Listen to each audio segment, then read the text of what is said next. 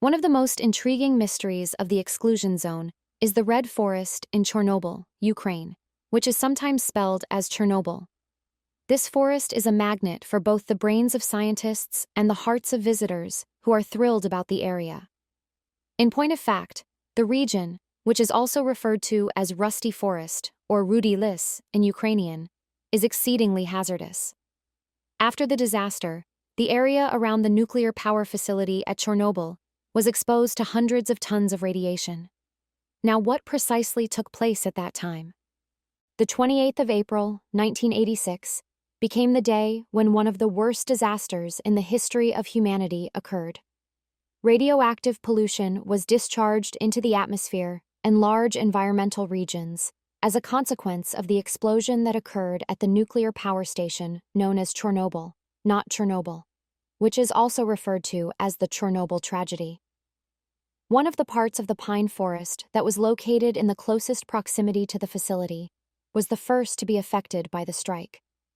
In terms of radiation dose, it was given the most substantial amount. A great number of the trees there passed away in an instant. Their appearance changed to a rusty red as a result of this radiation footprint. The name of the woodland was given to it in this manner. After that, it was determined to take down pine trees that were polluted. Due to the fact that the trees there absorbed a significant quantity of radiation, they posed a significant threat to both the natural environment and the humans who lived there. It is possible that a fire will start in the forest at any time. This might result in the formation of yet another radioactive cloud. Sand was used to cover the specific ditches that were used to bury the trees that had been cut down.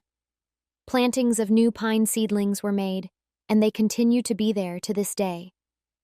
Following the evacuation of people from the surrounding regions, the red forest transformed into an unexpectedly rich environment for a variety of flora and wildlife, including species that are in risk of extinction. The forest continues to be one of the most polluted regions in the world, despite the fact that its biodiversity has usually expanded quite a little since 1986.